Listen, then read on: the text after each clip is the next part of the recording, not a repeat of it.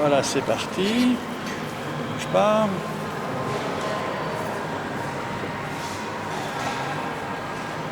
Et voilà le fil des jours. Et puis, oh, eh oui, Valérie, on fait, oui, avec ma chérie, d'accord. Le palais de Tokyo. Merci, Macha, merci.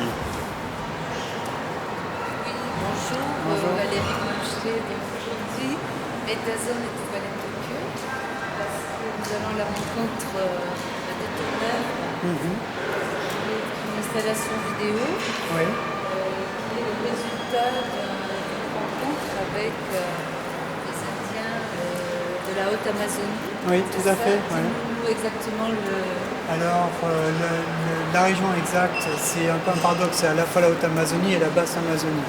C'est la Haute-Amazonie par rapport au territoire global, puisque ça se trouve en Équateur, à frontière du Pérou et de l'Équateur. Et puis de l'autre côté, c'est la Basse-Amazonie de l'Équateur, parce que l'Amazonie commence à 1500 mètres et on a 350 mètres d'altitude. Donc c'est vrai que depuis septembre, il y a un blog sur Internet et moi Oui. j'ai envie de te rencontrer surtout pour parler de l'œuvre. D'accord. Parce que sur la jeunesse de l'œuvre, on pourra découvrir beaucoup de choses, on en parlera à la fin, mais Oui. là on va s'approcher de l'œuvre qui est quand même D'accord. une œuvre, j'allais dire, j'ai envie de parler de temps et d'espace. D'abord l'espace, on se trouve ici dans le palais de Tokyo, Oui. parce que c'est un peu incongru, comme ça tout d'un coup, cette intrusion d'une image de Haute-Amazonie. Oui, alors c'est totalement incongru et c'est un parti pris. D'ailleurs, je l'ai mis exprès, non pas face à un mur blanc, mais c'est une double projection. C'est-à-dire c'est comme un vis-à-vis, une fenêtre. On a la face qui est contextualisée sur le restaurant, et on voit les gens boire leur verre, on voit les lumières. Oui, tout à fait. Et puis de l'autre côté, la face opposée, en vis-à-vis, on voit la même image et elle est dans l'espace d'exposition. Alors, c'est-à-dire que le regard est inversé. Quand on est dans l'espace d'exposition, on voit cette œuvre de façon incongrue dans l'espace de vie du musée. Et ce qui m'intéressait, c'était deux concomitances. C'est une concomitance de 6 heures. C'est 6 heures de plan fixe filmé. Et le film se déroule en temps réel, si bien qu'une heure de ce film, c'est 1 heure du Palais de Tokyo. Et l'image est coupée au cutter. Et on voit des interférences flagrantes entre cette ambiance calme, à la tombée de la nuit. Là, la nuit tombe dehors aussi. Et la vie des jeunes branchés parisiens qui boivent leur verre au Palais de Tokyo, alors qu'on a la vie propre de ce village où on entend les grillons, les crapauds, et on est en plein environnement amazonien. Et puis de l'autre côté, effectivement, du bar, pour le coup, on a la même image, mais qui se déroule sur fond d'espace exposition. Et là, je m'aperçois que nous avons 2 écrans éteints, donc je vais le dire. Ben oui, Oui, ça fait partie des imprévus. Non, ça fait partie des imprévus d'exposition, ils n'ont pas été allumés, donc on va faire le tour. Et ce qui se passe, Oui, c'est que... village, je peux te demander, Oui. on est dans deux temporalités. Le temps, Tu te rapproches bien de son micro, hein? le temps de l'image, de l'image, tiens, quelqu'un vient de traverser, voilà. Voilà. Et puis le temps, j'allais dire, c'est Raoul Sangla qui est derrière la caméra, dont on sait qu'il travaille en plan séquence. Donc c'est le temps de notre rencontre et le temps de ces gens, effectivement, Ouais, qui sont ouais. là dans ce lieu. Donc on a une expérience de superposition de Oui, 3 temps, oui. un peu en temps réel. Tu ne bouges Oui. pas, tu ne bouges pas. Un peu en temps réel. Donc la question c'était quelle différence entre un plan fixe et une image? Une photo, pourquoi pas une photo? Ah ben, la photo, c'est un instant figé, c'est quelque chose de mort, c'est un document, c'est une archive. C'est aussi une fenêtre sur une réalité métaphorique, mais le plan séquence, c'est notamment un plan de 6 heures, sans artifice, c'est presque un ready-made espace-temps.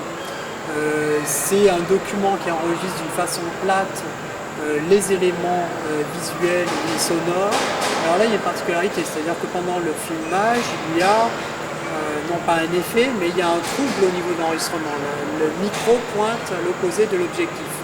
Si bien ce qui est vu n'est pas forcément entendu, et ce qui est entendu n'est pas forcément vu. Alors pour moi, c'était une façon de décoller de réalité. Premièrement, à l'époque du loft, dans Démol, de koh de tous ces reality shows, je travaille beaucoup sur le plan fixe aussi, et sur la vision en temps réel lors des webcams. Il m'a semblé important de prendre un parti un peu opposé, en rejoignant peut-être certaines origines stroviennes, et de revenir sur la question de filmer un espace, mais vidé à la périphérie de son lieu de vie. Par exemple, là, on a le village, les maisons, on voit les gens passer dans le cadre qui rejoignent leur case où ils en sortent, mais on n'est pas confronté au lieu de vie. Le lieu de vie est dans le dos de la caméra, c'est la maison communautaire du chef, et il se passe beaucoup de choses dans cette maison et ce n'est pas montré. Du coup, cette partie-là est entendue, elle est contextualisée dans le paysage, mais on ne la voit pas. Alors finalement, nous avons quelque chose de gigogne, il y a plusieurs rythmes qui s'imposent parce qu'il y a l'univers sonore qui se déroule en concomitance avec l'univers visuel, qui lui-même se déroule encore en concomitance avec l'espace muséal. Et puis là, pour le coup, vous filmez la chose, on est encore dans une autre métaphore et qui a encore un système gigogne avec le simple fait de filmer ces deux espaces qui se confrontent. Donc, moi, ce qui m'intéresse, c'est toujours ces jeux un peu de miroir. Et à l'heure de la vidéo, la question aussi de faire un play séquence vidéo, c'est aussi de questionner la réalité de l'écran. Ce plan-là, c'est une fenêtre, il a une présence physique très forte, c'est un cube noir, il a deux faces et on voit vis-à-vis les deux images. C'est une fenêtre et c'est un lien subtil, c'est le but de ce projet vers le village de Tambutsa qui a sa propre vie. Et je pense que s'il n'y avait pas eu ce projet, il n'y aurait jamais eu de rencontre entre le palais de Tokyo et ces Indiens d'Amazonie. Et c'est des rencontres totalement improbables, mais à la fois probables à notre époque médiatique, à l'heure de la globalisation, et c'est ça qui est intéressant de révéler. La nuit tombe sur le village de Tambutsa, c'est oui, ça? Oui, tout à fait. La nuit tombe à Paris. Paris. Et ce qu'on voit là, je crois qu'on ne peut pas le voir. On peut pas le voir à la télévision. Non. Parce qu'à la je fais télévision. allusion à Strobe Oui. et Huillier. Oui. C'est vrai qu'eux nous ont montré au cinéma des plans fixes. Mais justement, je crois que toi, tu es un artiste qui travaille sur ce rapport aux médias. Tu veux nous en dire un mot? Alors moi, le rapport aux médias, c'est directement affilié un petit peu à ce qui se passe avec Internet, qui est le média globalisant par excellence. Et Internet, qui est de la culture écrite, s'est mis à flirter avec l'image, notamment avec les webcams. Et j'ai travaillé très tôt avec les webcams, qui sont aussi des plans fixes, qui tournent 24 heures sur 24 et qui ont leur propre espace, leur propre temporalité. Et j'ai fait une pièce qui s'appelle Webscape, qui confronte justement 80 espaces-temps au lieu du visiteur, si bien qu'on est face à des instants de 24 heures. Parce que chaque image véhicule sa temporalité propre au milieu des décalage horaire et au lieu géographique visé, mais à la fois elle est confrontée à d'autres images et on a une vision instantanée du globe avec ses 24 méridiens, ses 24 temporalités, un instant T, alors ça fait des secondes qui durent 24 heures. Et ce paradoxe me passionne énormément.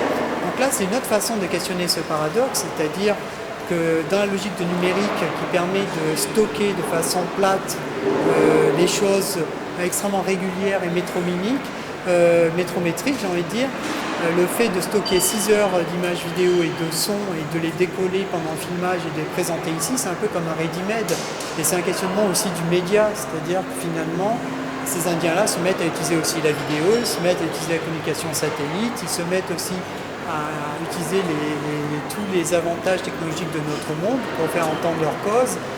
Et en pointant de cette façon-là ce lieu, c'est une façon de renvoyer à cette réalité. Parce que à la fois cette image peut être terriblement kitsch, parce qu'elle rappelle les posters des années 70 qui véhiculaient un fantasme écolo avec des jolies rivières canadiennes, des grandes forêts vierges, mais à la fois renvoie une réalité crue qui est la précarité de ces territoires à l'heure de la flambée du baril de pétrole. Et ils vivent sur des gisements de pétrole et c'est inéluctable, ils seront un jour expropriés parce que bien que ces gisements soient coûteux à exploiter, on est dans une telle demande de pétrole et dans une telle logique de pénurie que c'est une question de 2, 3 ans, 4 ans, ces terrains-là seront exploités. Et là, pour le coup, l'identité de ces territoires sera crûment questionnée.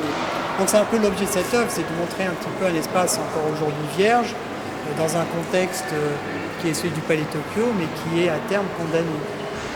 Eh bien, merci Valérie. Merci Valérie. Oh oui, on remercie Valérie, on le remercie Valérie et on montre nos petits cartons. Merci à vous. Oui, ça n'est rien. Bouge pas. Voilà, je vais garder le visage de Valérie derrière. Voilà. Et l'autre carton qui est le nom. Tu montes un peu, s'il te plaît, encore. Voilà, Valérie. Eh bien, merci Valérie. On enlève le carton. Au revoir. Au revoir.